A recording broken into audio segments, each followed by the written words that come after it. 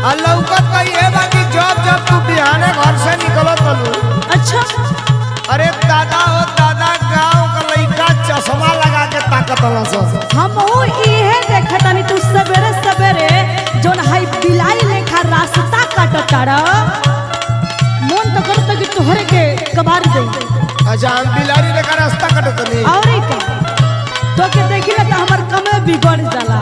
आ तो के हम जइया सवेरे देख लेनी ना, हां दिन भर लाल मोहन, अच्छा रसगुल्ला, हां रसमलाई, अरे बाप रे पंतुआ, हां अरे बिना वाले मिलल।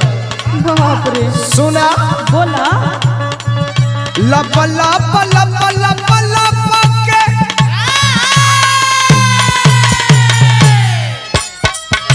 लब लब लब लब लब के लब लब लब लब लब के तोहरी कमरिया गो नजरिया टीके ना बुझलू।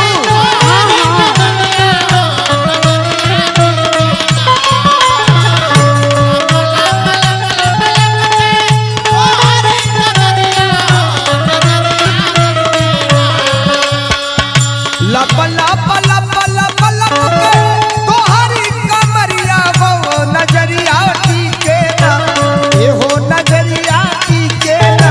अच्छा छेहिया में लहरिया गो नजरिया टीके ना, हो नजरिया टीके ना।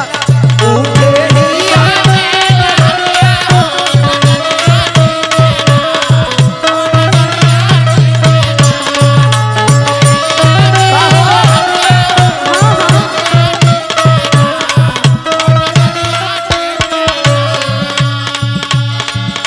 अच्छा मन देख के नजर टिकट ना है न।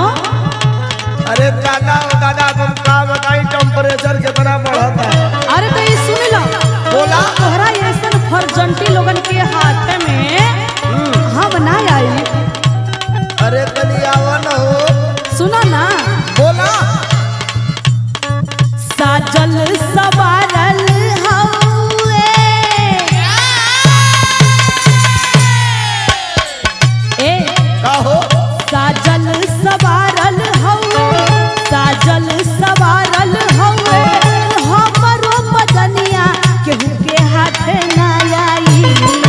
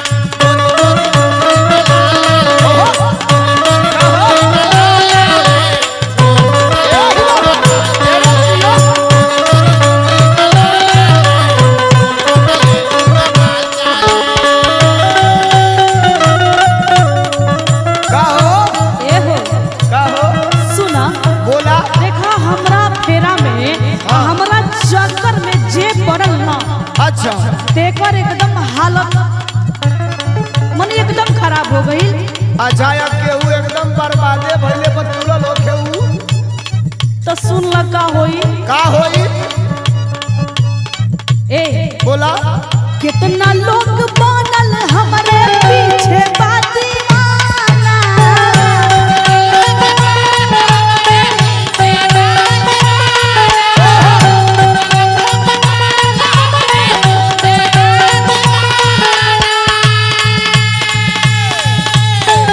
कितना लोग गइल बाटे बाबू जेल खाना हो बाबू जेल खाना।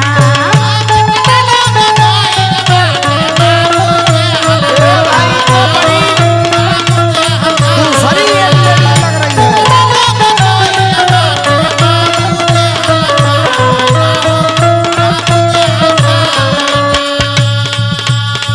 कितना लोग बनल हमारे पीछे दीवाना। कितना लोग गइल बाटे बाबू जेल खाना हो बाबू जेल खाना। पूजा गया कभी कहे पूजा गया कभी कहे सोलंकी के साथ केहू के हाथ ना आई।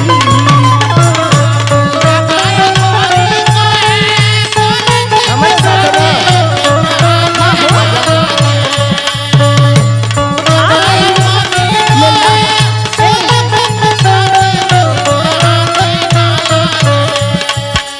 पूजा गया कभी कहे पूजा गया कभी कहे सोलंकी के साथ केहू के हाथ ना आई केहू के हाथ ना आई।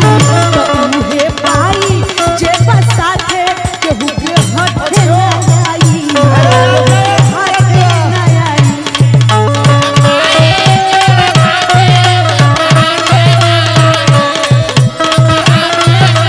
उठे ही आवे लगरिया हो नजरिया टीके ना हो नजरिया टीके ना। उहे पाई जे बसाथ केहू के हाथ ना आई केहू के हाथ ना आई। उठे ही आवे लगरिया हो नजरिया टीके ना हो नजरिया टीके ना। Don't touch me, fake lover. I coming